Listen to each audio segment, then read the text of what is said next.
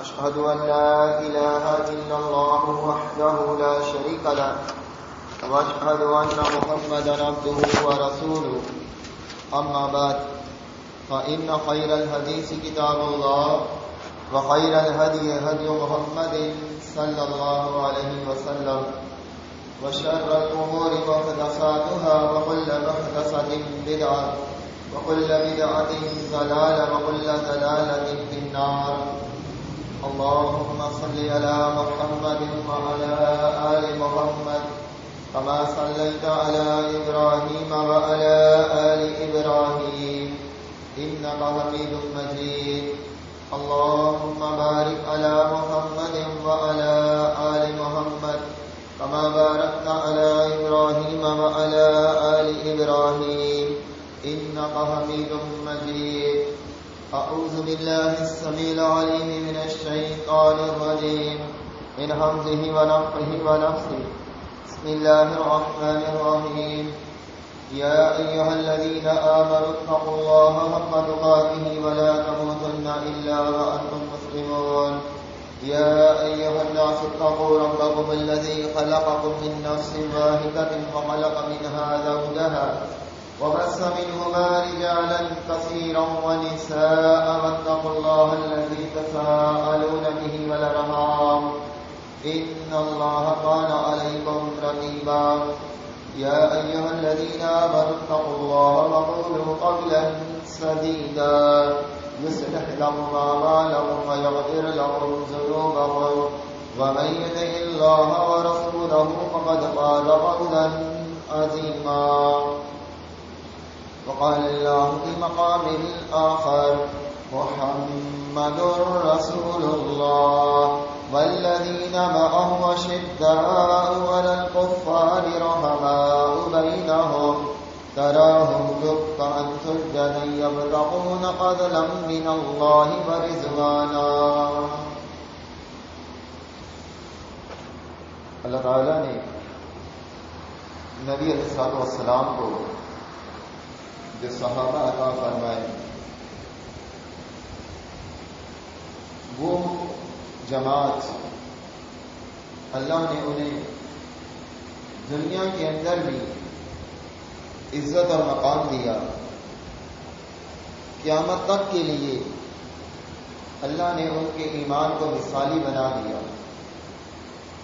اللہ رب العزت نے ان کے کردار کو، ان کے ایمان کو قیامت تک کے لیے ہمارے لیے قائم رکھا. یہ جماعت ساری کی ساری جس نے ایمان کی حالت میں محمد رسول اللہ صلی اللہ علیہ وسلم کا دیدار کیا ہے، ساری کی ساری جنتی جماعت ہے. اللہ رب العزت ان کو جو مقام اور فضیلت دے رہا ہے اس کی مثال نبی علیہ السلام نے یوں دی. اگر تم میں سے کوئی شخص احد پہاڑ کے برابر سونا خرچ کر دے، احد پہاڑ کی مثل سونا خرچ کر دے، ذرا تصور کر دیکھیے احد پہاڑ ہمارے پاس ہو اور ہم اسے خرچ کر دیں. فرمایا کہ میرے صحابہ کے مجھ جو اور گندم کے برابر اجر کو نہیں پا سکتے. جو اجر و ثواب صحابہ کو ملتا ہے، صحابہ کو ملا، ہم اس کا 10واں حصہ 100واں حصہ بھی نہیں پا سکتے، 1000واں حصہ بھی نہیں پا سکتے. یہ جماعت ساری کی ساری اللہ کے ہاں مقرب ہے.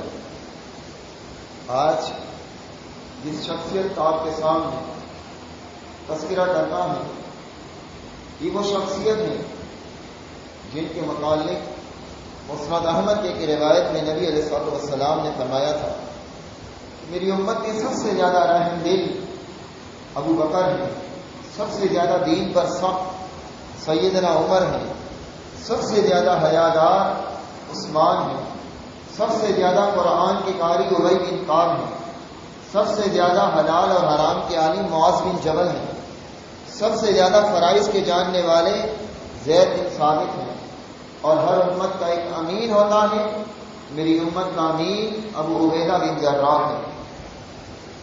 مسند احمد میں یہ ان تمام صحابہ کی صفات، ان کے خصائص اور فضیلتیں بیان کی۔ آج ہماری گفتگو کا موضوع سیدنا عثمان بن عفان رضی اللہ تعالیٰ عنہ۔ یہ وہ صحابی رسول ہیں جنہیں یہ شرف حاصل ہے کہ اس امت کے سب سے حیادار انسان ہیں۔ نبی علیہ الصلوۃ والسلام کی 4 بیٹیاں تھیں، زینب، رقیہ، ام کلثوم اور سیدہ فاطمہ رضی اللہ تعالیٰ عنہ۔ نبوت ملنے سے قبل آپ نے اپنی 2 بیٹیوں کے نکاح، رقیہ اور ام کلثوم کے نکاح ابو لہب کے بیٹے عتبہ اور عتیبہ سے کیے ہوئے تھے۔ نکاح ہوئے تھے، رخصتی نہیں ہوئی تھی، صرف نکاح ہوا تھا۔ جب ابو لہب آپ کی مخالفت میں پیش رہا، پھر اللہ تعالیٰ نے سورہ لہب نازل کی۔ جب سورہ لہب نازل ہوئی، ابو لہب کی بیوی نے کہا کہ ان کی دونوں بیٹیوں کو طلاق دے دو، ان کی دونوں بیٹیوں کو یہ نکاح ختم کر دو، یہ طلاق دے دو۔ طلاق دو گے تو ان کو ضد پہنچے گی، دکھ پہنچے گا۔ ابو لہب کے دونوں بیٹوں نے رقیہ اور ام کلثوم کو طلاق دی۔ جب رقیہ اور ام کلثوم کو طلاق ہوئی، سیدنا عثمان بن عفان رضی اللہ تعالیٰ عنہ سے رقیہ رضی اللہ تعالیٰ عنہ کا نکاح ہوا۔ یہ نبی علیہ الصلوۃ والسلام کی بیٹی تھی۔ عثمان رضی اللہ تعالیٰ عنہ، عثمان بن عفان بن حکم بن امیہ، یہ بہت مالدار تھے، لیکن جب انہوں نے بھی اسلام قبول کیا تو ان کے چچا نے ان پر ظلم اور زیادتی کے پہاڑ ڈھا دیے۔ انہیں رسی باندھ کر بھی تکلیف دی جاتی، تشدد کیا جاتا، لیکن اسلام کی محبت جو انسان حقیقت میں پا لیتا ہے، وہ دنیا کی ہر چیز سے ٹکرانا وہ پسند کر لیتا ہے، لیکن اسلام کو چھوڑنا پسند نہیں کرتا۔ اور صحابہ کی جماعت، انہوں نے تو تپتے ہوئے انگاروں پر اپنے آپ کو لٹا لیا، اپنے جسم کو کٹوا لیا، اپنے اولاد، اپنے مال، اپنے بچوں کو اللہ کی راہ میں قربان کر دیا، لیکن اسلام کو چھوڑنا گوارا نہ کیا، ایمان کو چھوڑنا گوارا نہ کیا۔ عثمان رضی اللہ تعالیٰ عنہ اسلام پر، ایمان پر قائم رہے۔ نبی علیہ الصلوۃ والسلام کی بیٹی رقیہ ان کے نکاح میں آ گئی۔ مسلمان مکہ میں تھے اور سختیاں اور تکلیفیں برداشت کیا کرتے تھے، تو نبی علیہ الصلوۃ والسلام نے بعض مسلمانوں کو اجازت دی کہ وہ حبشہ کی طرف ہجرت کر جائیں۔ حبشہ کا بادشاہ نجاشی تھا، جو عیسائی تھا۔ اللہ نے اسے بعد میں اسلام کی توفیق دے دی تھی۔ یہ نجاشی وہی بادشاہ تھا جس کا غائبانہ جنازہ نبی صلی اللہ علیہ وسلم نے مدینے میں پڑھا تھا۔ نجاشی کا جنازہ غائبانہ آپ نے پڑھا تھا، اور رسول اللہ صلی اللہ علیہ وسلم نے پوری زندگی میں صرف ایک غائبانہ نماز جنازہ پڑھا ہے، وہ نجاشی کا تھا۔ مسلمان ہجرت حبشہ کرتے ہیں، حبشہ کی طرف ہجرت کرتے ہیں، اور ان میں سیدنا عثمان رضی اللہ تعالیٰ عنہ بھی ہیں، اور ان کی بیوی نبی علیہ الصلوۃ والسلام کی بیٹی رقیہ بھی ہے۔ لوط علیہ السلام کے بعد کے پہلا گھرانہ تھا، یعنی ابراہیم علیہ السلام کے بھتیجے لوط علیہ السلام نے اللہ کی راہ میں ہجرت کی تھی۔ اس کے بعد کے پہلا گھرانہ تھا جنہوں نے اللہ کی خاطر اپنے وطن کو چھوڑا تھا۔ لوگ وطن چھوڑتے ہیں، ہجرت کرتے ہیں، لیکن تجارت کے لیے، کاروبار کے لیے، بزنس کے لیے، نکاح کے لیے، کسی سے ملاقات کے لیے، لیکن اللہ کی خاطر اپنے وطن کو چھوڑنا، اللہ کے دین کی خاطر اپنے گھر بار کو چھوڑنا، وہ لوط علیہ السلام نے کیا تھا، جس کا تذکرہ قرآن مجید میں بھی ہے۔ فآمن لہ لوط وقال انی مہاجر الی ربی۔ لوط علیہ السلام نے کہا تھا کہ میں مہاجر ہوں الی ربی، اپنے رب کی طرف۔ لوط علیہ السلام نے ہجرت کی تھی۔ اس کے بعد اس گھرانے نے سیدنا عثمان رضی اللہ تعالیٰ عنہ اور مکہ کے کچھ اور لوگ بھی تھے، ان میں سیدنا علی رضی اللہ عنہ کے بھائی جعفر بن ابی طالب بھی تھے۔ انہوں نے ہجرت کی اور حبشہ چلے، کچھ عرصہ حبشہ میں رہے۔ وہاں پھر یہ بات پھیل گئی کہ مکہ والوں نے اسلام قبول کر لیا، مکہ میں اسلام پھیل گیا۔ جب وہاں یہ خبر پھیلی حالانکہ یہ خبر اس وقت سچی نہ تھی، یہ خبر ایک صرف افواہ تھی۔ مسلمان واپس حبشہ سے مکہ کی طرف لوٹے، جب مکہ کے قریب پہنچے تو یہ بات پتہ چلی کہ یہ خبر تو جھوٹی تھی۔ بہرحال اب تو مکہ کے قریب آ گئے تھے، پھر مکہ میں داخل ہوئے، مکہ میں رہے، پھر ہجرت مدینہ کا حکم ہوا اور سیدنا عثمان رضی اللہ تعالیٰ عنہ نے مدینہ کی طرف ہجرت کی اپنی بیوی رقیہ کے ساتھ۔ یہ وہ صحابی ہیں جنہوں نے 2 ہجرتیں کی ہیں۔ اکثر صحابہ نے ایک ہجرت کی مکہ سے مدینہ کی طرف، چند افراد تھے جنہوں نے حبشہ کی طرف بھی ہجرت کی اور مدینہ کی طرف بھی ہجرت کی۔ یہ وہ صحابی ہیں جن کی ہجرت 2 ہجرتیں ہیں، مکہ کی مدینہ کی طرف بھی اور حبشہ کی طرف بھی۔ جب سیدنا عثمان رضی اللہ تعالیٰ عنہ مدینہ میں پہنچے، اللہ نے انہیں بہت مال دیا تھا، بہت مال و دولت تھا۔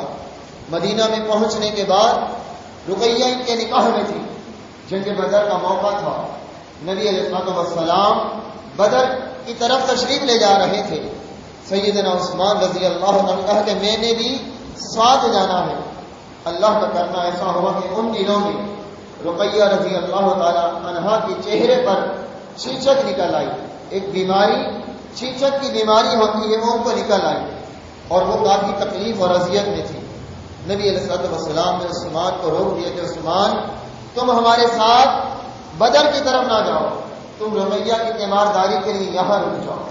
وہ جانا چاہتے تھے لیکن محمد رسول اللہ صلی اللہ علیہ وسلم کا حکم تھا، ان کے حکم کی وجہ سے آپ مدینے میں رک گئے۔ ادھر بدر کا معرکہ ہوا، مسلمانوں کو فتح ملی اور ادھر رقیہ رضی اللہ تعالیٰ عنہا کی طبیعت مزید بگڑ گئی۔ اللہ جو چاہتا ہے وہی ہوتا ہے۔ رقیہ رضی اللہ تعالیٰ عنہا کا انتقال ہو گیا، وہ فوت ہو گئی۔ نبی علیہ السلام بدر سے واپس لوٹتے ہیں، زید بن حارثہ فتح کی خوشخبری لے کر مدینہ میں پہنچتے ہیں۔ ادھر صحابہ کرام رضوان اللہ علیہم اجمعین سیدہ رقیہ رضی اللہ تعالیٰ عنہا کو دفنا کر واپس پلٹتے ہیں۔ ادھر مسلمانوں کو بدر کی فتح کی خوشی ملتی ہے اور یہاں نبی علیہ السلام کی بیٹی کی موت کا غم بھی تھا۔ نبی علیہ السلام جب مدینہ آئے انہیں بتلایا گیا، آپ رقیہ رضی اللہ عنہ کی قبر پر گئے اور ان کی قبر پر جا کر ان کے لیے دعا کی، ان کی قبر کی زیارت کی۔ پھر جب رقیہ رضی اللہ تعالیٰ عنہا کا انتقال ہو گیا، حضرت عمر رضی اللہ عنہ کی بیٹی تھی حفصہ، سیدنا عمر رضی اللہ تعالیٰ عنہ سیدنا عثمان سے کہتے ہیں کہ عثمان میری بیٹی حفصہ ہے، اس سے نکاح کر لو، میں اپنی بیٹی حفصہ تمہیں دیتا ہوں، تم اس سے نکاح کر لو۔ سیدنا عثمان رضی نے کہا کہ مجھے ابھی حاجت نہیں ہے۔ سیدنا عمر رضی کو بہت دکھ اور افسوس ہوا کہ انہوں نے انکار کر دیا۔ پھر عمر رضی اللہ تعالیٰ نے ابو بکر صدیق رضی اللہ عنہ سے کہا کہ ابو بکر میری بیٹی حفصہ سے نکاح کر لو۔ ابو بکر صدیق رضی اللہ عنہ نے انکار کر دیا۔ نبی علیہ السلام کے پاس سیدنا عمر آئے اور آ کر یہ بات بتلائی۔ آپ فرمائے کہ اے عمر میں حفصہ سے نکاح کر لیتا ہوں۔ نبی علیہ السلام کا نکاح سیدہ حفصہ رضی اللہ تعالیٰ عنہا سے ہوا۔ پھر اس کے بعد ابو بکر اور عثمان رضی اللہ تعالیٰ عنہ نے وضاحت کی کہ اے عمر جب آپ نے ہم سے کہا تھا کہ حفصہ سے نکاح کر لو، نبی علیہ السلام ہمارے سے حفصہ کے متعلق بات کر چکے تھے اور ہم نے مناسب نہیں سمجھا کہ رسول اللہ کے راز کو آپ کو بتلائے۔ ہم نے اس وجہ سے یہ رشتہ قبول نہیں کیا کہ نبی علیہ السلام اس رشتے کو چاہتے تھے۔ نبی علیہ السلام نے آپ کا نکاح ام کلثوم سے کر دیا۔ عثمان کا نکاح ام کلثوم رضی اللہ تعالیٰ عنہا سے ہوا۔ یہ نبی علیہ السلام کی بیٹی تھی اور وہی بیٹی تھی جن کا نکاح ابو لہب کے ایک بیٹے سے ہوا تھا۔ عثمان رضی اللہ تعالیٰ عنہ آدم علیہ السلام سے لے کر محمد الرسول اللہ صلی اللہ علیہ وسلم تک واحد شخصیت ہیں، پہلے انسان ہیں اور آخری انسان ہیں جن کے نکاح میں نبی کی 2 بیٹیاں ہیں۔ ان کے علاوہ اس پوری زمین پر کوئی ایسا شخص نہیں جس کے نکاح میں پے در پہ نبی کی 2 بیٹیاں ہیں۔ ایک بیٹی کا نکاح ہوا، وہ فوت ہوئی، پھر دوسری بیٹی کا نکاح ہوا۔ ایسا اس کائنات میں کوئی اور انسان ہے ہی نہیں سوائے سیدنا عثمان رضی اللہ تعالیٰ۔ ام کلثوم رضی اللہ تعالیٰ عنہا بھی 9 ہجری میں بیمار ہوتی ہیں، ان کا بھی انتقال ہو جاتا ہے۔ نبی علیہ السلام کی دوسری بیٹی جو سیدنا عثمان رضی اللہ کے نکاح میں تھی وہ بھی فوت ہو جاتی ہے۔ عثمان بڑے غمگین ہوئے۔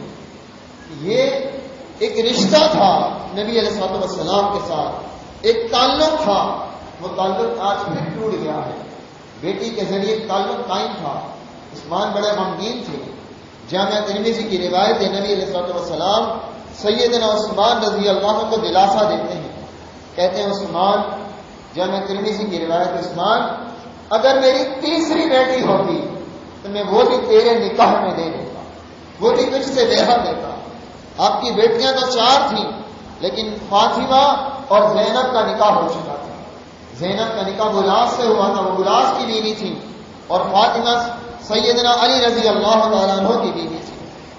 تو نبی علیہ السلام نے ان سے کہا تھا کہ تیسری بیٹی ہوتی میں اسے بھی تیرے نکاح میں دے دیتا۔ نبی علیہ السلام ایک دن اپنی بیٹی کے گھر گئے تھے، رقیہ تھی وہ، تو دیکھا کہ عثمان کے سر پر کنگھی کر رہی ہیں۔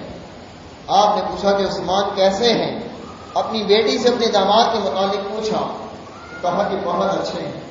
فرمایا کہ اپنی بیٹی سے رقیہ عثمان کا خیال رکھنا، وہ عادتوں میں سب سے زیادہ میرے مشابہ ہے، وہ میری بہت اتباع اور پیروی کرنے والا ہے۔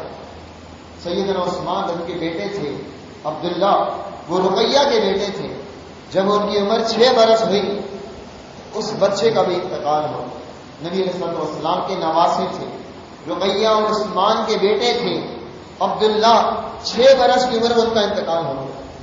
بعض روایتوں میں کہ انہیں ایک مرغے نے چونچ ماری کہ ان کی پیشانی پر آنکھ کر اس سے ان کی موت واقع ہو۔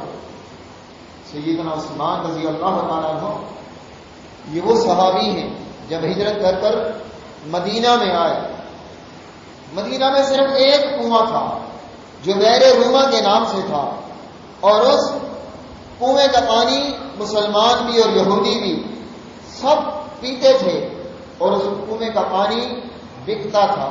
ایک مد گندم کے عوض ملتی تھی، ایک مد گندم کے عوض ایک مشک پانی ملتا تھا، ایک ڈول پانی ملتا تھا۔ اب مسلمانوں کے حالات تو بڑی تنگی والے تھے، وہ ہجرت کر کر آئے تھے، اپنا مال و دولت سب کچھ چھوڑ کر آئے تھے۔ ان حالات کے اندر صرف ایک کنواں ہو اور اس کا پانی بھی بکتا ہو تو حالت کیا ہو؟ آج پانی کی پریشانی والوں کو اس چیز کا تھوڑا سا اندازہ ہو سکتا ہے کہ جب پانی نہیں ملتا تو حالت کیا ہو۔ ہم تو پھر اللہ نے مالی وسائل دیے ہیں، پانی خرید لیتے ہیں، لیکن نبی علیہ السلام کے دور میں ایسی وسعتیں نہ تھیں۔ آپ نے فرمایا کہ کون ہے جو اس چشمے اس کنویں کو خرید کر اللہ کی راہ میں وقف کر دے؟ اس کے لیے بشارت دی جاتی ہے جنت کی ایک نہر کی، جنت کے ایک چشمے کی، اس کنویں کے عوض سیدنا عثمان رضی اللہ تعالیٰ عنہ نے 20,000 درہم کے اندر وہ کنواں خریدا اور اللہ کی راہ میں وقف کر دیا۔ یہ پہلا وقف تھا اسلام کے اندر۔ وقف کہتے ہیں اوقاف اسی سے ہی ہے کہ کوئی چیز اللہ کی راہ میں عام کر دینا کہ ہر شخص اس سے فائدہ اٹھائے، چاہے امیر ہو چاہے غریب۔ جس نے خرید کر دیا ہے اس کا بھی اتنا ہی حق ہوگا جتنا عام لوگوں کا ہوگا۔ یہ نہیں ہوگا کہ میں نے کنواں خریدا اور مسلمانوں کے لیے وقف کر دیا، اب جب میں پانی بھرنے کے لیے آؤں لائن لگی ہوئی اور لوگ لائن چھوڑ دیں کہ یہ فلاں صاحب نے خریدا پہلے یہ بھر لیں۔ نہیں، میرا ان پر کوئی حق نہیں ہوگا، اتنا ہی ہوگا جتنا عام مسلمانوں کا حق ہے۔ لیکن ہم اگر کوئی چیز اللہ کی راہ میں دیتے بھی ہیں تو ہماری نسلیں در نسلیں اس پر قابض رہتی ہیں۔ شوق اور بابر یہ ہوتا ہے کہ اللہ کی راہ میں ہے، لیکن نسل در نسل اس پر قبضہ قائم رہتا ہے۔ تو یہ پہلا کنواں تھا جو اللہ کی راہ میں دیا گیا، اللہ کی راہ میں وقف کیا گیا۔ اور اب اندازہ کیجئے اس کنویں کا، اس پانی کا۔ صحیح بخاری کی روایت کے نبی علیہ السلام نے فرمایا کہ ایک زانی اور بدکارہ نے ایک کتے کو پانی پلایا تھا، ایک زانی اور بدکارہ نے ایک کتے کو پانی پلایا تھا، اللہ نے اس بدکارہ کو معاف کر دیا۔ اس نے کنویں سے پانی نکالا اور کتے کو پلایا، اللہ نے اسے معاف کر دیا۔ وہ پلانے والی بدکارہ تھی، پینے والا کتا تھا، لیکن اللہ کو پانی پلانا اتنا پسند آیا کہ اللہ نے اس عورت کو معاف کر دیا۔ اور یہاں پانی پینے والے اس امت کے عظیم ترین لوگ ہیں، صحابہ کرام ہیں۔ کون تھے؟ مدینے نبی علیہ السلام کے ساتھی تھے، آپ کے صحابی تھے۔ اور پلانے والے کون ہیں؟ سیدنا عثمان بن عفان رضی اللہ عنہ۔ تو ان کے درجات، ان کی فضیلت، اس کا کیا کہنا ہوگا۔ لیکن حالت یہ تھی جب ان کا محاصرہ کیا گیا، آخری ایام میں مدینے کے اندر انہیں گھر میں قید کر دیا گیا، تو دیر روما جو عثمان رضی اللہ تعالیٰ عنہ نے خریدا تھا، اس کنویں کا پانی ان پر بند کر دیا گیا، انہیں پیاسا رکھا گیا، اس کنویں کا پانی انہیں پینے نہیں دیا گیا۔ آج مسجد نبوی قائم ہے، آج بھی قائم ہے اور قیامت تک قائم رہے گی انشاءاللہ۔ مسجد نبوی کی توسیع کا معاملہ تھا، نبی علیہ السلام نے کہا کہ کون ہے جو مسجد کے لیے جگہ خرید کر دے گا۔ مسجد نبوی بنی تھی ابتدا میں، لیکن جگہ تنگ ہو گئی، اور یہ مساجد کے ساتھ ہوتا ہی ہے۔ مسلمان جب اسلام کی طرف آتے ہیں، توحید و سنت کی طرف آتے ہیں، تو مسجدیں تنگ پڑ جاتی ہیں، پھر ان کو وسعت کی ضرورت ہوتی ہے۔ نبی علیہ السلام نے فرمایا تھا، من بنا للہ مسجدا بنى اللہ لہ بیتا فی الجنہ، جو اللہ کے لیے مسجد بناتا ہے، اللہ اس کے لیے جنت میں گھر بناتا ہے۔ یہ مسجد نبوی کی زمین کس نے خریدی؟ سیدنا عثمان رضی اللہ تعالیٰ عنہ نے خرید کر دی تھی۔ 20 یا 25 ہزار درہم کے اندر یہ زمین خرید کر اللہ کی راہ میں دی تھی۔ سخاوت ایسی ہی نہ تھی کہ آج اس سخاوت کا تصور بھی نہیں ہے، آدمی سوچ بھی نہیں سکتا۔ تبوک کے موقع پر نبی علیہ السلام نے صحابہ سے کہا کہ اللہ کی راہ میں مال دو، اللہ کی راہ میں مال خرچ کرو۔ صحابہ کو ترغیب دلائی، صحابہ کی مجلس بیٹھی ہوئی تھی، سیدنا عثمان رضی اللہ تعالیٰ عنہ کھڑے ہوتے ہیں، کہا کہ 100 اونٹ سامان سمیت اللہ کی راہ میں ہے، سادہ سامان سمیت اللہ کی راہ میں۔ سیدنا عثمان رضی اللہ تعالیٰ عنہ بیٹھ جاتے ہیں، نبی علیہ السلام پھر ترغیب دلاتے ہیں، فرمایا کہ 300 اونٹ مزید اللہ کی راہ میں ہے۔ سیدنا عثمان رضی اللہ عنہ پھر 300 اونٹ کہتے ہیں، تعداد بڑھاتے جاتے ہیں، حتیٰ کہ روایات کو جمع کیا جائے 940 اونٹ اور 60 گھوڑے سیدنا عثمان رضی اللہ تعالیٰ عنہ نے نبی علیہ السلام کو پیش کیے اللہ کی راہ میں، صرف تبوک کے موقع پر۔ اور 10,000 درہم دینار سونے کے نبی علیہ السلام کو دیے۔ 10,000 دینار کا اگر وزن کیا جائے تو 5.5 کلو سونا بن جاتا، 5.5 کلو سونا۔ آج کے حساب سے بھی دیکھیں تو تقریباً 10 کروڑ کا تو صرف سونا بن جاتا ہے۔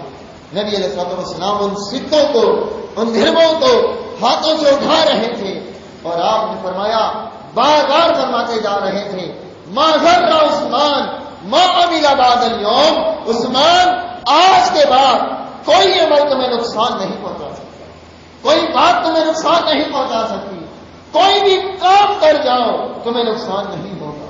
ما ضر عثمان ما عمل بعد اليوم، یعنی تمہارا دین کبھی بھی نقصان میں نہیں آئے گا، کبھی بھی تم اللہ کے نقصان زیادہ نہیں ہوگے۔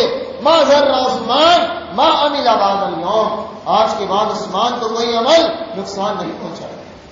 کون عثمان؟ وہ عثمان رضی اللہ تعالیٰ عنہ۔ نبی علیہ السلام ایک دن سیدنا ابوبکر صدیق، سیدنا عمر رضی اللہ عنہ کو ساتھ لیتے ہیں اور احد پہاڑ پر چڑھتے ہیں۔ آپ کے ساتھ سیدنا ابوبکر صدیق بھی ہیں، سیدنا عمر بھی ہیں، سیدنا عثمان رضی اللہ عنہ بھی ہیں۔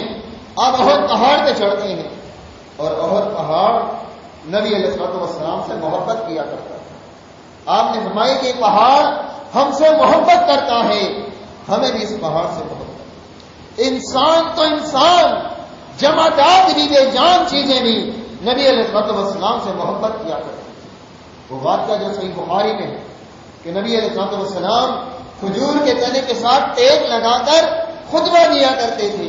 پھر آپ کے لیے ممبر بنایا گیا, اس تنے کو سائڈ میں رکھ دیا, تنا ہٹا دیا, آپ ممبر پر چڑھے.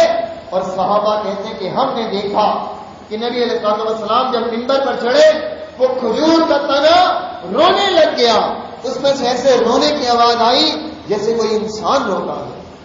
نبی علیہ السلام ممبر سے اترے, آپ نے تنے پر ہاتھ رکھا اور اسے دلاسا دیا. تو انسان نہیں, جمادات بھی آپ سے محبت کرتے تھے. نبی علیہ السلام جب پہاڑ پہ چڑھے, پہاڑ جو محبت کیا کرتا تھا, پہاڑ کی خوشی کا عالم دیکھیے. پہاڑ جنبش کرنے لگا, حرکت کرنے لگا, پہاڑ کے اندر حرکت ہوئی, سب جنبش ہوئی. کیوں کہ پہاڑ کو جس سے محبت تھی آج وہ اس کے اوپر ہے. آپ کے گھر میں کوئی مہمان آ جائے, مہمان وہ آئے جس سے آپ کو دل سے محبت ہو, اس محبت کی عکاسی آپ کے جسم سے ہوتی ہے یا نہیں ہوتی؟ آپ کے چہرے سے ہوتی ہے یا نہیں ہوتی؟ ہوتی ہے نا.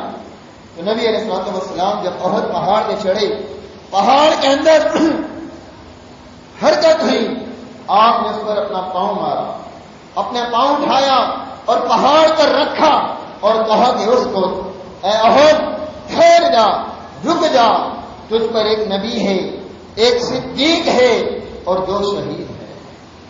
نبی علیہ السلام نبی سیدنا ابوبکر صدیق اور عمر اور عثمان رضی اللہ عنہ یہ دونوں شہید تھے. آپ نے احد سے کہا کہ ٹھہر جا, رک جا. نبی علیہ السلام ایک دن گھر پر تھے, بخاری اور مسلم کی روایت ہے. آپ اپنے گھر پر تھے, دروازے پہ دستک ہوئی, سید عائشہ رضی اللہ تعالیٰ عنہا کے حجرے میں تھے. پوچھا کون؟ آپ لیٹے ہوئے تھے. کہا کہ ابوبکر آئے ہیں رضی اللہ تعالیٰ. فرمایا کہ آنے دو. ابوبکر رضی اللہ تعالیٰ عنہ داخل ہوئے, اپنی حاجت پیش کی, اپنا کام کیا اور واپس لوٹ گئے. سید عائشہ رضی اللہ تعالیٰ فرماتی ہے تھوڑی دیر گزری, پھر دروازے میں دستک ہوئی. پوچھا کون؟ کہا کہ عمر آئے ہیں. سیدنا عمر رضی اللہ تعالیٰ عنہ بھی آئے, اپنا کام کیا اور واپس لوٹ گئے. پھر کچھ دیر بعد پھر کوئی دروازے پر آیا. پوچھا کون؟ کہا کہ عثمان آئے ہیں. نبی علیہ السلام لیٹے ہوئے تھے. ایک روایت میں آتا ہے کہ پنڈلی سے کپڑا ہٹا ہوا تھا. آدمی جب لیٹتا ہے تہبند پہنا ہو, پاجامہ پہنا ہو, لیٹنے میں کپڑا اوپر نیچے ہو ہی جاتا ہے. تو نبی علیہ السلام ٹیک لگا کر لیٹے ہوئے تھے. آپ بیٹھ گئے, صحیح سے ہو کر بیٹھ گئے, اپنے کپڑے کو درست کیا.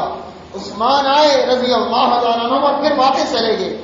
اما عائشہ رضی اللہ تعالیٰ عنہ سے رہا نہ گیا. کہا کہ اللہ کے رسول صلی اللہ علیہ وسلم, ابوبکر رضی اللہ تعالیٰ عنہ آئے, آپ بیٹھے رہے. عمر رضی اللہ تعالیٰ عنہ آئے, آپ بیٹھے رہے. جب سیدنا عثمان رضی اللہ تعالیٰ عنہ آئے, آپ درست ہو کر بیٹھ گئے, آپ صحیح ہو کر بیٹھ گئے. اس کی کیا وجہ ہے؟ آپ نے 2 باتیں بیان کی. آپ نے فرمایا کہ میں عثمان سے حیا کیوں نہ کروں. عثمان وہ شخص ہے جس سے آسمان کے فرشتے بھی حیا کرتے ہیں, آسمان کے فرشتے بھی عثمان سے حیا کرتے ہیں, میں عثمان سے حیا کیوں نہ کروں. پھر آپ نے کہا کہ اگر میں ایسا ہی رہتا تو عثمان اپنی حاجت مجھ سے بیان نہ کر پاتے, وہ بات نہ کر پاتے. عثمان بڑے حیادار تھے. الحیاء من الایمان, حیا تو ایمان ہے, ایمان کا حصہ ہے. اگر حیا نہیں تو ایمان بھی نہیں, ایمان ہے تو حیا ہے. نبی علیہ السلام نے فرمایا یہ دونوں لازم اور ملزوم ہیں. حیا ہوگی تو ایمان بھی ہوگا, ایمان ہوگا تو حیا بھی ہوگی. آپ نے فرمایا اگر ان میں سے ایک جائے تو دوسرا خود چلا جاتا ہے. اگر کسی انسان کے پاس سے حیا نکل جائے تو ایمان بھی پھر وہاں رکتا نہیں ہے, اور اگر ایمان نکل جائے تو حیا بھی وہاں رہتی نہیں ہے. حیا اور ایمان لازم اور ملزوم ہے. ایسا نہیں ہو سکتا ایک شخص ایماندار تو ہو لیکن حیادار نہ ہو, ایسا کبھی بھی نہیں ہو سکتا. لیکن عثمان سب سے زیادہ حیا والے, اس پوری امت میں سب سے زیادہ حیا والے سیدنا عثمان رضی اللہ تعالیٰ. اور یہ وہ عثمان ہے رضی اللہ تعالیٰ جن کا تعلق قرآن سے بڑا گہرا تھا. قرآن کی تلاوت بہت زیادہ کیا کرتے تھے, قرآن کے حافظ تھے، قرآن بہت زیادہ پڑھا کرتے تھے. وہ معروف اور مشہور حدیث جو آج ہر ایک مدرسے والے کی زبان پر ہوتی ہے، خیرکم من تعلم القرآن وعلمہ، تم میں سے بہترین وہ ہے جو قرآن سیکھے اور سکھلائے. اس حدیث کے راوی سیدنا عثمان رضی اللہ تعالیٰ عنہ قرآن بہت زیادہ پڑھا کرتے تھے، قرآن کی تلاوت بہت زیادہ کیا کرتے تھے. اور جب ان کی شہادت ہوئی، اس دنیا کو چھوڑتے ہیں، آخری لمحات میں بھی قرآن پڑھ رہے تھے. قرآن کے ساتھ ان کا تعلق اتنا مضبوط تھا.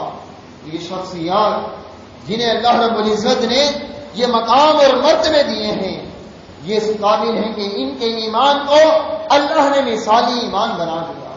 فَإِنْ آمَنُوا بِمِثْلِ مَا آمَنْتُمْ بِهِ فَقَدِ اهْتَدَوْا.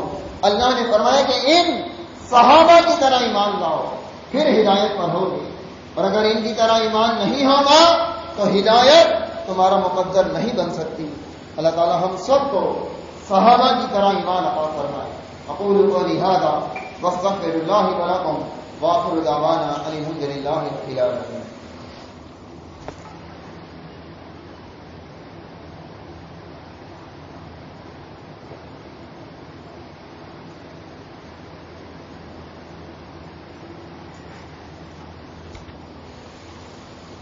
ان الحمد للہ نحمده ونستعینه ونستغفره ونعوذ باللہ من شرور انفسنا ومن سیئات اعمالنا من يهده الله فلا مضل له ومن يضلله فلا هادي له اشهد ان لا اله الا الله وحده لا شريك له واشهد ان محمدا عبده ورسوله. اما بعد. سیدنا عثمان رضی اللہ تعالیٰ عنہ انہیں نبی علیہ السلام نے وصیت کی تھی کہ اے عثمان، اللہ تمہیں قمیض پہنائے گا اور لوگ اس قمیض کو اتارنا چاہیں گے. اس قمیض کو اتارنا نہیں، اس کرتے کو اتارنا نہیں. لوگ وہ کرتا کھینچنا چاہیں گے، تمہارے بدن سے اتارنا چاہیں گے، تم وہ کرتا اتارنا نہیں. اور اس قمیض سے مراد خلافت تھی کہ اللہ تعالیٰ نے آپ کو خلافت دی، اللہ تعالیٰ نے آپ کو حکومت اور اقتدار دیا. اب آپ کے دور میں بغاوت ہو گئی، لوگ اس خلافت کو واپس مانگ رہے تھے، لیکن انہیں نبی علیہ السلام کی وصیت تھی کہ قمیض اتارنا نہیں. سیدنا عثمان رضی اللہ تعالیٰ عنہ نے وہ قمیض اتاری نہیں، وہ خلافت کی قمیض اتاری نہیں. بغاوت ان کے دور میں پھیل گئی، باغی ہو گئے کچھ لوگ، ان کی حکومت کے خلاف ہو گئے، اسلام کے خلاف نہ ہو گئے، ان کی حکومت کے خلاف بغاوت ہوئی. اور پھر سیدنا عثمان رضی اللہ تعالیٰ عنہ کو قید کر دیا گیا، ان کے گھر میں قید کر دیا گیا، محصور کر دیا گیا. یہ گھر میں قید ہو گئے. اب باغی انہوں نے ان کا محاصرہ کر لیا، گھر سے باہر نہیں آنے دیتے، مسجد نبوی میں بھی نہیں آنے دیتے. جس مسجد کی زمین کو انہوں نے خریدا تھا اس مسجد کے دروازے ان کے لیے بند کر دیے، انہیں پانی بھی نہیں پینے دیا گیا. وہ کنواں جو انہوں نے خریدا تھا اس کنویں کے پانی کو ان کے لیے بند کر دیا گیا. لیکن عثمان رضی اللہ تعالیٰ عنہ انہوں نے کوئی قتال نہیں کیا، کوئی لڑائی نہیں کی. صحابہ ان کے گھر کی چوکیداری کرتے، جس میں سیدنا حسن بن علی رضی اللہ تعالیٰ عنہ بھی تھے. وہ بھی ان کے گھر کے باہر کھڑے ہوتے، اور جب بلوائی باغیوں نے ان کے گھر کی طرف حملہ کیا تو لوگوں نے لڑنے کی کوشش کی. عثمان رضی اللہ عنہ نے کہا کہ جو شخص مجھے امیر مانتا ہے، مجھے خلیفہ مانتا ہے، وہ میری بات کو مانے، ان سے کے ساتھ قتال نہ کرے، ان کے ساتھ لڑائی نہ کرے. عثمان رضی اللہ عنہ چاہتے تھے کہ کوئی یہ نہ کہے کہ عثمان کی وجہ سے مسلمانوں میں خون ریزی ہو. عثمان رضی اللہ تعالیٰ عنہ نے کسی ایک باغی کے خلاف بھی تلوار اٹھانے کی اجازت نہ دی، انہیں قتل کی اجازت نہ دی، ان کے ساتھ خون ریزی کی اجازت نہ دی. نہ کھانے کو کچھ ملتا تھا، نہ پینے کو ملتا تھا. روزہ رکھ لیتے اور افطار کر لیتے، صرف نیت کے ساتھ یہ کام کرتے. ایک دن صبح بیدار ہوئے، اس وقت جو آپ کی بیوی نائلہ تھی، وہ آپ کی بیوی، ان سے کہتے ہیں کہ نائلہ آج میری افطاری نبی علیہ السلام کے ساتھ ہو. آپ نے اس دن خواب دیکھا تھا اور خواب میں دیکھا کہ رسول اللہ صلی اللہ علیہ وسلم سیدنا ابو بکر اور سیدنا عمر کو خواب میں دیکھا. نبی علیہ الصلوۃ والسلام نے ان سے کہا کہ عثمان آج افطاری ہمارے ساتھ کرنا, آج افطاری ہمارے ساتھ کرنا. انہوں نے نبی علیہ الصلوۃ والسلام کو حقیقت میں دیکھا تھا. جو خواب میں دیکھا تو آپ کو پہچانا اور آپ کی بات کو پہچانا. آپ نے فرمایا کہ افطاری ہمارے ساتھ کرنا. اور پھر وہی ہوا. یہ قرآن مجید پڑھ رہے تھے, سورہ بقرہ کھلی ہوئی تھی.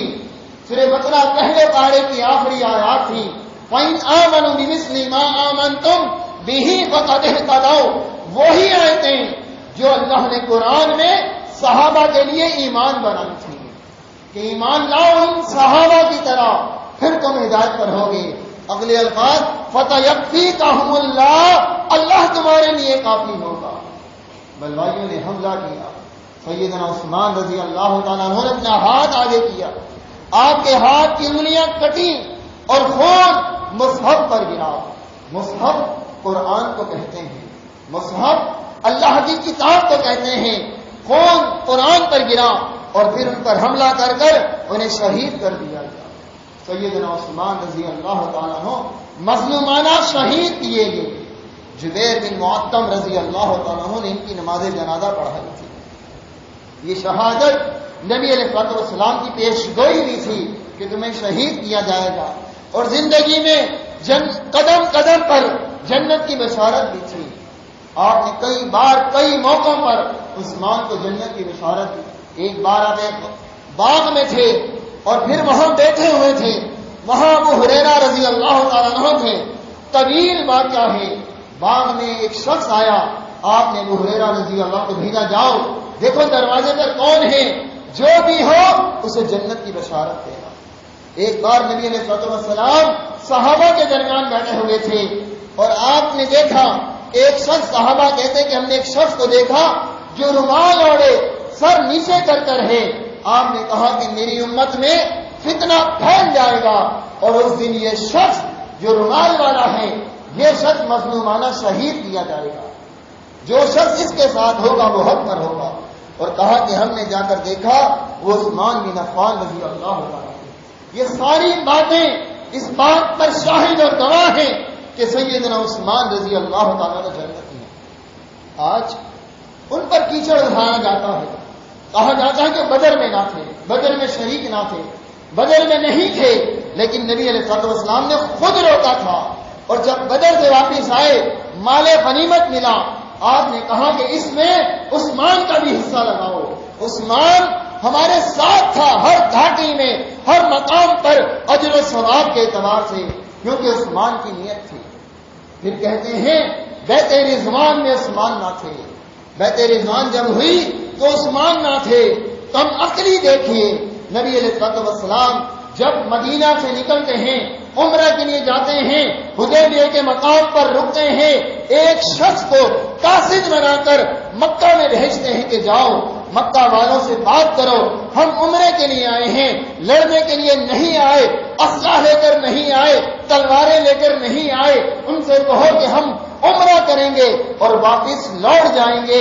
نبی علیہ الصلوۃ والسلام نے سیدنا عثمان رضی اللہ تعالیٰ عنہ کو قاصد اور سفیر بنا کر بھیجا. آپ مکہ میں گئے, مکے والوں نے انکار کر دیا, کہا نہیں عمرے کی اجازت نہیں دیں گے, عمرہ کرنے نہیں دیں گے. تم چاہتے ہو تو بیت اللہ کا طواف کر لو. عثمان سے کہا کہ تمہیں اجازت ہے طواف کرنا چاہو تو طواف کر لو.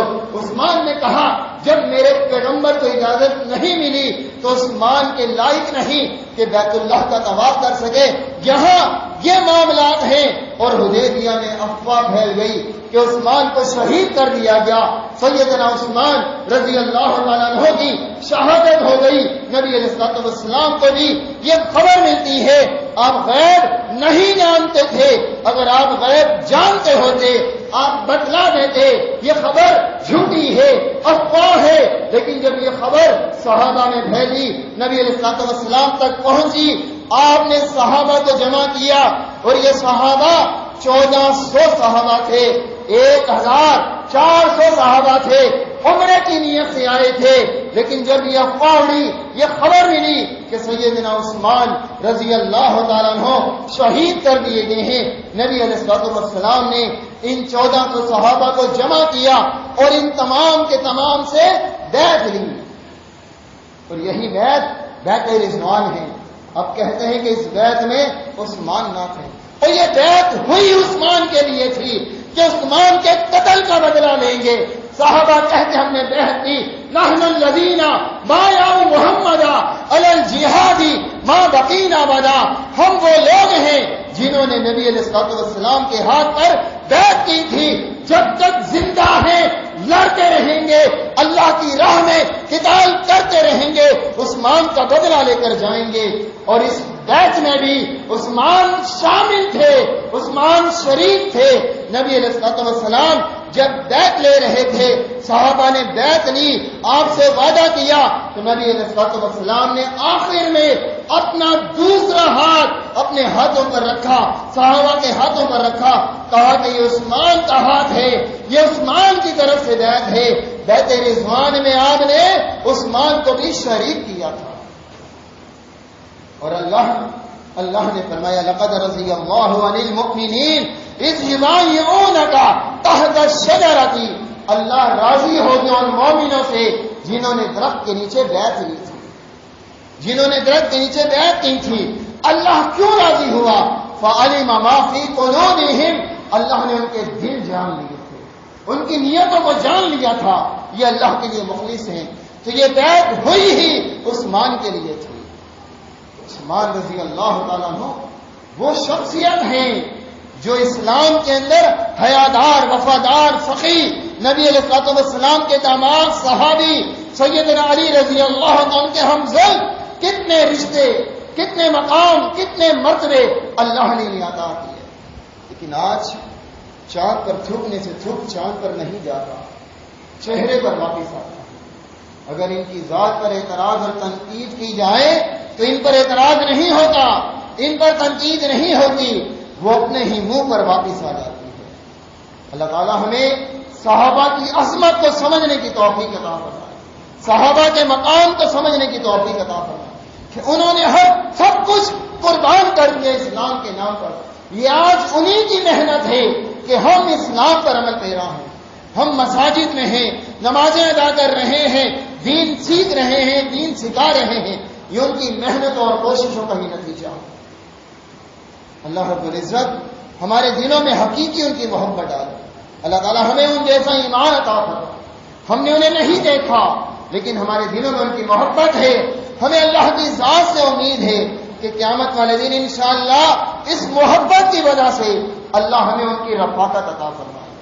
نبی علیہ السلام نے کہا تھا کہ قیامت والے دن ہر شخص اس کے ساتھ ہوگا جس سے اس نے محبت کی ہوگی۔ ہماری محبت ان صحابہ کے ساتھ ہے، اللہ اس بات کا گواہ ہے، ہمیں ان سے محبت ہے۔ انشاءاللہ اس محبت کی وجہ سے اللہ سے امید رکھتے ہیں کہ اللہ قیامت والے دن ان کی رفاقت عطا کرے گا۔ اللہ تعالی ہم سب کو توفیق عطا فرمائے۔ ربنا آتنا فی الدنیا حسنۃ وفی الآخرۃ حسنۃ وقنا عذاب النار۔ رب ارحمہما کما ربیانی صغیرا۔ رب هب لي من الصالحین۔ رب لا تذرنی فردا وانت خیر الوارثین۔ اللهم اعز الاسلام والمسلمین واذل الشرک والمشرکین۔ یہ دعاؤں کی درخواست ہے، جو لوگ بیمار ہیں ان کے لیے دعا کیجیے کہ اللہ تعالیٰ انہیں صحت کاملہ عطا فرمائے۔ ایک بچہ چھوٹا سا ہاسپٹل میں ایڈمٹ ہے، اس کے لیے دعا کیجیے۔ اور ایک صاحب نے اپنے والد کے لیے اور ایک صاحب نے اپنی بہن کے لیے دعا کی اپیل کی ہے۔ تمام ان لوگوں کے لیے دعا کیجیے جو لوگ ایمان کی حالت میں اللہ کے پاس جا ملے ہیں۔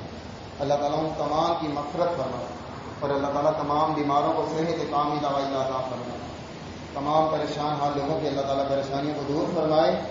اللہ تعالیٰ ہم سب کے لیے آسانی والے معاملات کرے۔ رب ارحمہما کما ربیانی صغیرا۔ رب هب لي من الصالحین۔ رب لا تذرنی فردا وانت خیر الوارثین۔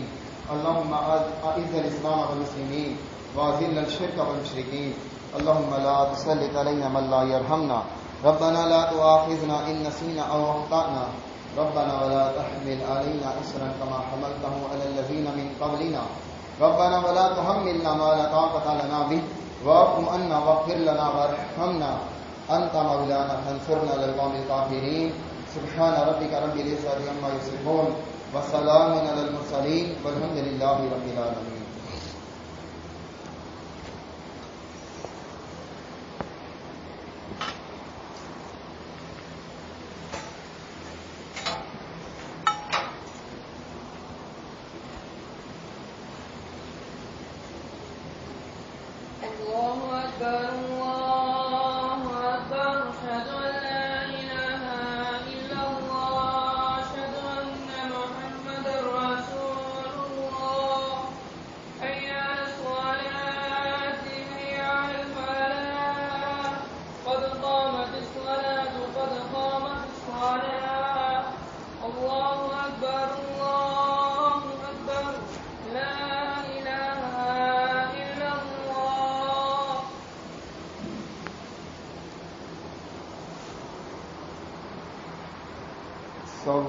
صفوف والوں فرینا تصویت صفوف میں نقامت الصلاۃ مل جائیے، قدم سے قدم اور کندھے سے کندھا ملا لیں، سب کو درست کر لیں.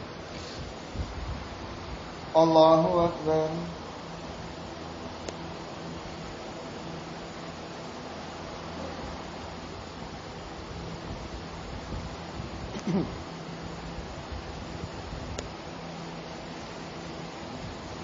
بسم الله الرحمن الرحيم الحمد لله رب العالمين الرحمن الرحيم مالك يوم الدين إياك نعبد وإياك نستعين اهدنا الصراط المستقيم صراط الذين أنعمت عليهم غير المغضوب عليهم ولا الضالين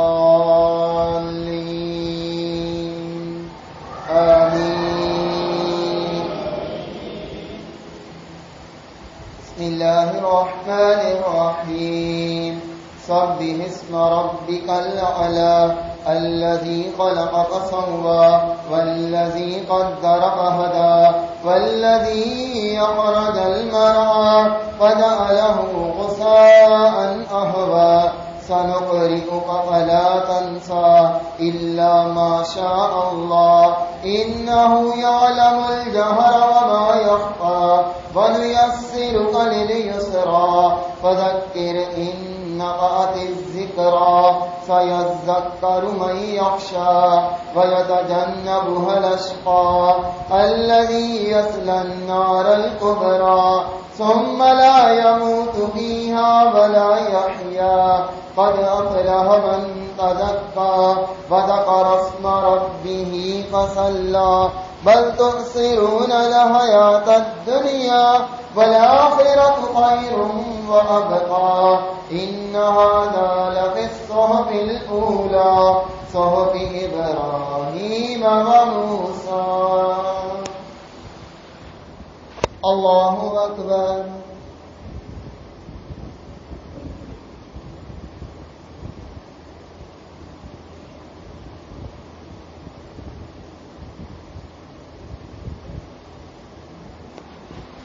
سمع الله لمن حمده.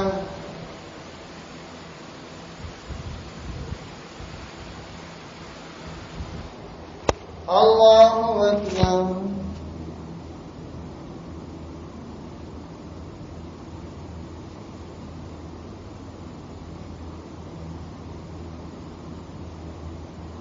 الله أكبر.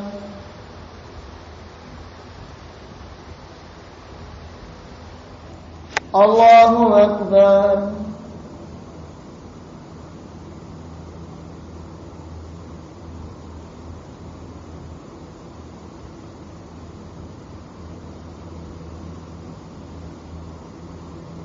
الله أكبر.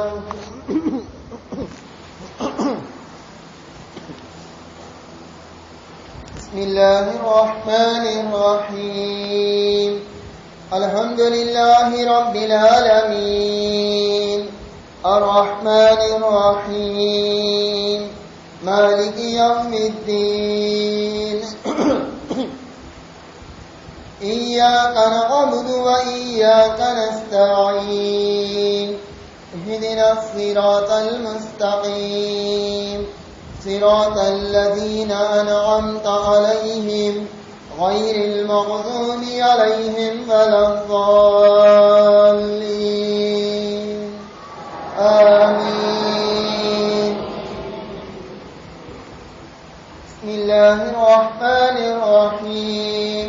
هل أتاك حديث الغاشية وجوه يومئذ خاشية عاملة ناصبة تصلى نارا حامية تسقى من عين آنية ليس لهم طعام إلا من ضريع لا يسمن ولا يغني من جوع وجوه يومئذ ناعمة لسعيها راضية في جنة عالية لا تسمع فيها لاغية فيها عين جارية فيها سرر مرفوعة وأكواب موضوعة ونمارق مصفوفة وزرابي مبثوثة أفلا ينظرون إلى الإبل كيف خلقت وإلى السماء كيف رفعت وإلى الجبال كيف نصبت وإلى الأرض كيف سطحت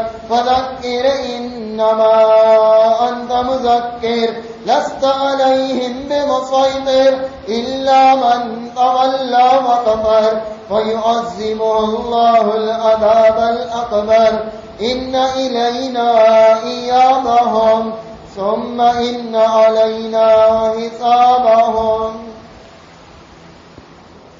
الله أكبر.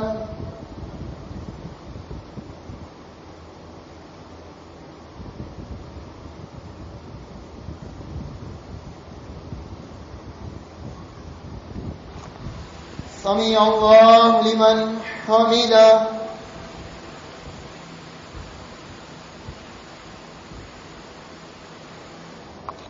الله أكبر.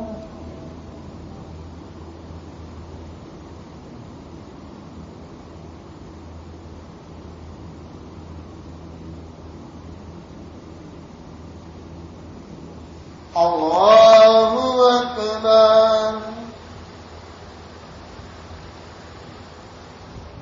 الله أكبر.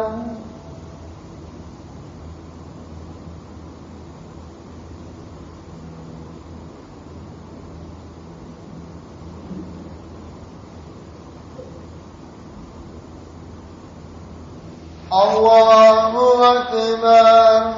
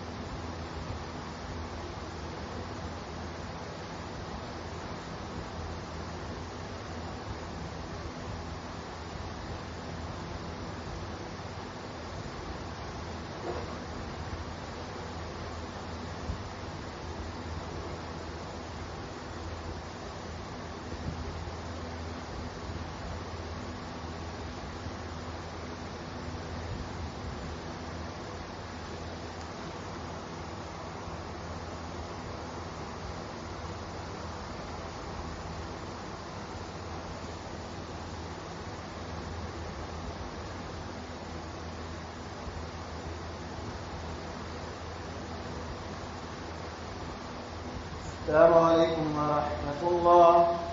السلام عليكم ورحمة الله. الله أكبر. استغفر الله استغفر الله استغفر الله. اللهم انت السلام.